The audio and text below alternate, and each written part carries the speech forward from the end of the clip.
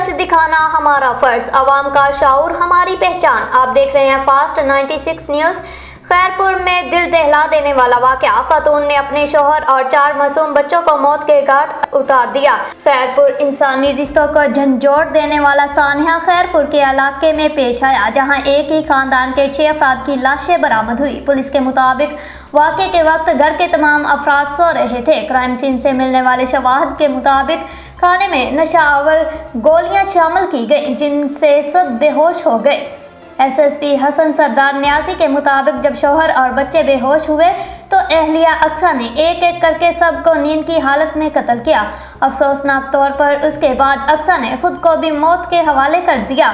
Police حکام کا کہنا ہے کہ ابتدائی تحقیقات میں گھریلو تنازع کے شواہد سامنے آئے ہیں۔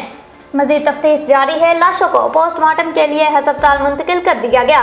علاقے میں فضا سوگوار ہے۔ اہل علاقہ اور رشتہ داروں میں شدید غم و غصہ پایا جاتا ہے۔ ایک ہی گھر سے 6 جنازے اٹھنے پر پورا علاقہ غم کی تصویر بن گیا۔